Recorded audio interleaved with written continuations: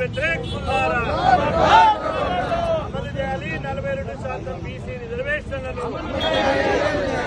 తెలంగాణ రాష్ట్రంలో దశాబ్దాలుగా మా జనాభా దామాష ప్రకారం విద్యా ఉద్యోగ రాజకీయ రంగాల్లో మాకు వాటా ఒక హక్కుగా దక్కాలని, రాజ్యాంగబద్ధమైనటువంటి హక్కులు మాకు కావాలని చెప్పి మేము ఇవాళ తెలంగాణలో చాలా సంవత్సరాలుగా మేము పోరాటం చేస్తున్నాం.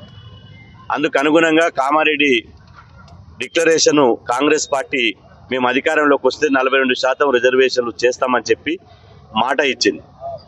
ఆ తర్వాత మీకు అందరూ తెలుసు, తెలంగాణ రాష్ట్రంలో కాంగ్రెస్ అధికారంలోకి వచ్చింది. ఇచ్చిన మాట ప్రకారం కులగణన చేసింది, డెడికేటెడ్ కమిషన్ వేసింది. ఆ తర్వాత 9th షెడ్యూల్ పెట్టాలని చెప్పి ఇలా ఢిల్లీకి రాష్ట్రపతి గారికి అసెంబ్లీలో బిల్లు చేసి రాష్ట్రపతి గారికి పంపించింది. ఆ తర్వాత 5 నెలలైనా గౌరవ రాష్ట్రపతి గారు 5 నెలలైనా తెలంగాణ ప్రభుత్వం పంపించినటువంటి బిల్లును ఆమోదం తెలపకుండా, రిజెక్ట్ చేయకుండా వారి దగ్గరనే పెట్టుకోవడం జరిగింది. ఆ తర్వాత ఒకవైపు హైకోర్టు సెప్టెంబర్ 30వ తేదీలోపు స్థానిక సంస్థల ఎన్నికలు నిర్వహించాలని చెప్పినటువంటి పరిస్థితి ఉన్నది. కాబట్టి మళ్ళీ ఈ 42% రిజర్వేషన్ అమలు కోసం ఆర్డినెన్స్ తీసుకొచ్చింది. కానీ ఆర్డినెన్స్ను దురదృష్టవశాత్తు రాష్ట్ర గవర్నర్ జిష్ణుదేవ్ వర్మ గారు ఆర్డినెన్స్ను ఆమోదించలేదు. కాబట్టి ఆర్డినెన్స్ ఆమోదించకపోతే క్యాబినెట్లో తీర్మానం చేసి మళ్ళీ వర్షాకాల అసెంబ్లీ సమావేశాలు పెట్టి ప్రత్యేకంగా అసెంబ్లీలో ఒకరోజు చర్చ పెట్టి బీసీలకు విద్యా ఉద్యోగ రాజకీయ రంగాల్లో 42% రిజర్వేషన్ పెంచుతూ ఇలా తెలంగాణ రాష్ట్ర ప్రభుత్వం చట్టం చేసి రాష్ట్ర గవర్నర్ గారికి పంపించింది. ఇలా చట్టం చేసి ప్రభుత్వం గవర్నర్ గారికి పంపిస్తే నెల నుంచి 18 రోజులు అవుతుంది. ఇప్పటి వరకు గవర్నర్ గారు రాష్ట్ర ప్రభుత్వం పంపించినటువంటి చట్టం మీద ఇంతవరకు ఏం చర్యలు తీసుకోలేదు. ఇటీవల ఇక ప్రభుత్వం సెప్టెంబర్ 30 తేదీ వస్తుంది కాబట్టి రాష్ట్ర ప్రభుత్వం జీవో నెంబర్ 9ని ఇలా 42% స్థానిక సంస్థల ఎన్నికల్లో బీసీలకు రిజర్వేషన్ పెంచుతూ జీవో నెంబర్ 9ని విడుదల చేసింది. జీవో నెంబర్ 9 విడుదల కాకముందుకే తెలంగాణలో రిజర్వేషన్ వ్యతిరేకులైనటువంటి కొద్దిమంది ఎవరైతే రిజర్వేషన్ వ్యతిరేకులు ఉన్నారో, రెడ్డి జాగృతికి సంబంధించినటువంటి వాళ్ళు ఉన్నారో, వాళ్ళు జీవో దిగక ముందుకే హైకోర్టును సంప్రదించడం జరిగింది. కానీ హైకోర్టు జీవో తీసిన తర్వాత రాపు అని చెప్పింది.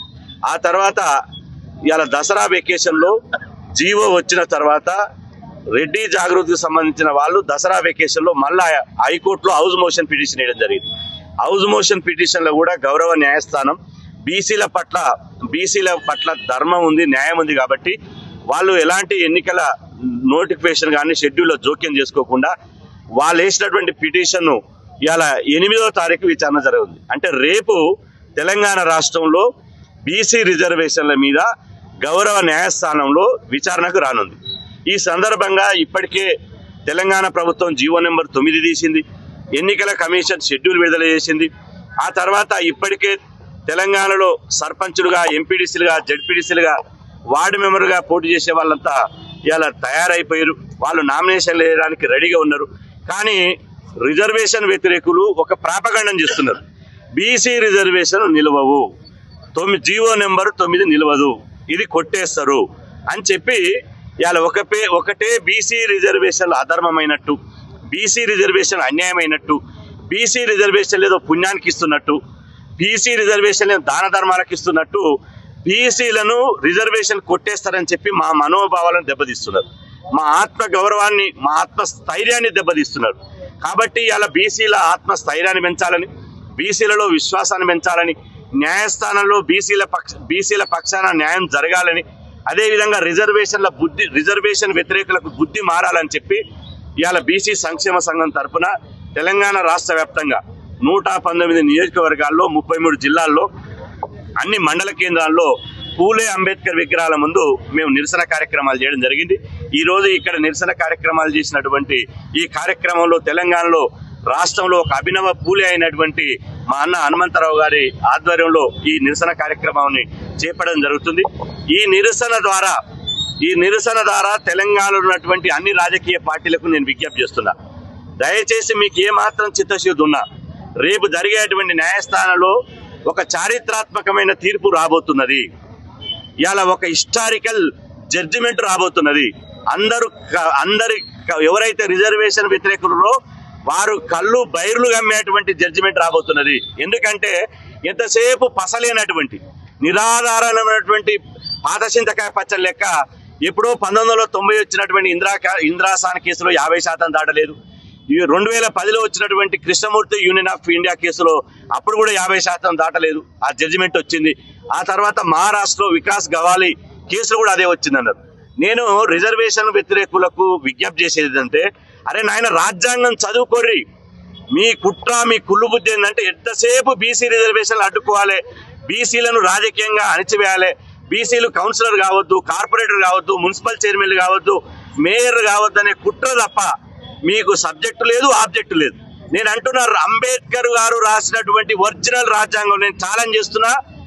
ఇవాళ తెలంగాణ రాష్ట్రంలో ఎవరికైనా ధమాకున్నోడు ఉంటే, నాలెడ్జ్ ఉన్నోడు ఉంటే ఓపెన్ ఛాలెంజ్కి బాతో రండి. టీవీ డిబేట్లో కూడా చెప్పినా, ఇప్పుడు పూలే సాక్షి చెప్తున్నా.